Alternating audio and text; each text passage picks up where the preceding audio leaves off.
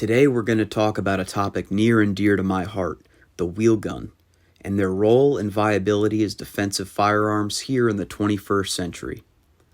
Now, I consider myself to be a fan of the revolver, maybe even a revolver degenerate, as some of the people out there on the internet say, and while I acknowledge that speaking purely subjectively, the age of the revolver has passed with the advent of reliable, lightweight autoloaders with high-capacity magazines selling for very affordable prices, there's still a spot for the revolver in the toolbox, especially if it's just what you happen to have, and even if you're like me, and you enjoy shooting revolvers and just think they're cool.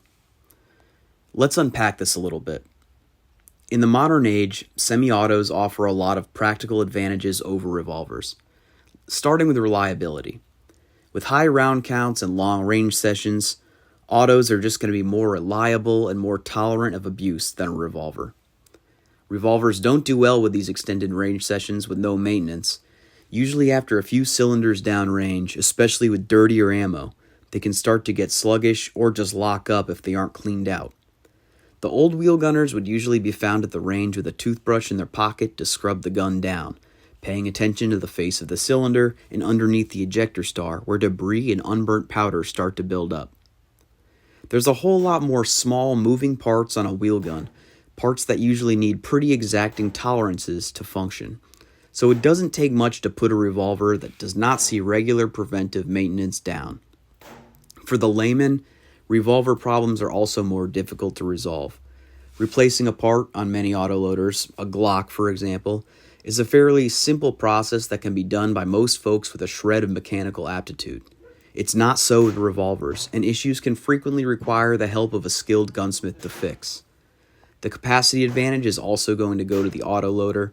10 to 15 rounds is basically the standard for a 9mm carry pistol at this point.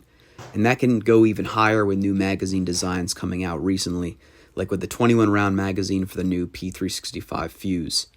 It can be tough to justify carrying a big, heavy gun like this Ruger GP100 with 6 rounds, or a lightweight 38 with 5 rounds, when Micro 9s like this 365 exist. Commonality and ubiquity are other big advantages for the automatic pistol in 2024.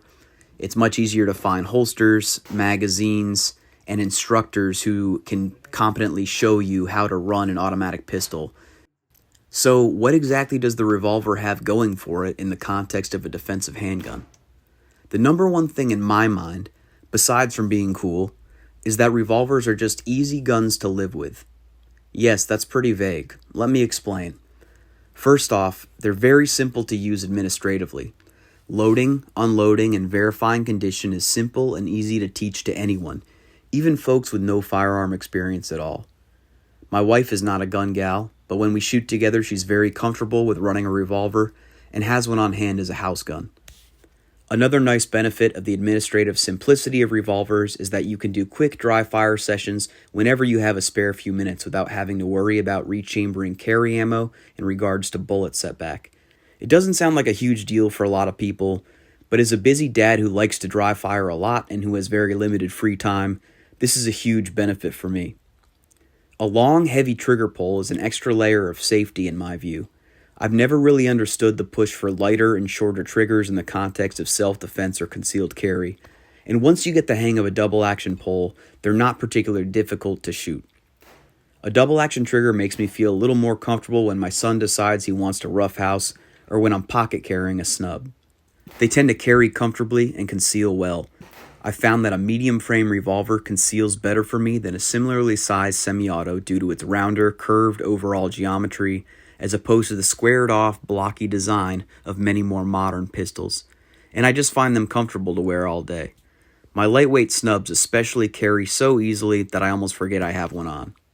Another advantage to revolvers is that they are going to be less prone to ammunition-related malfunctions, since the revolver is not operated by the ammo itself like an autoloader is, and also pretty much impervious to shooter-induced malfunctions caused by something like an inadequate grip on the pistol. Since they don't rely on the ammunition to cycle the gun, you can load a wide variety of ammunition in them. My trusty Model 66, for example, can be loaded with anything from light 148 grain wad cutters and 38 special, all the way up to hot 357 Magnum rounds, depending on your particular use case or the shooter in question. which is a pretty cool feature if you like options and for whatever reason are limited on how many tools you can have in the toolbox. So to sum it up, I certainly don't think revolvers are better than semi-autos, and if anyone's really thinking that, they're kidding themselves. If I had to recommend a gun to a new shooter, I wouldn't necessarily lean one way or the other, but in 2024, I'd probably just be inclined to tell them to go buy a Glock or a P365. But for some people, whether it's based off physical condition, hand strength, lifestyle, and use case, I might recommend a wheelgun. I think revolvers definitely are still viable options for defending yourself in the modern era, at least in terms of the average private citizen who is not obligated to go looking for trouble or chase criminals down. What are your thoughts? Let me know in the comments. Thanks for watching, as always.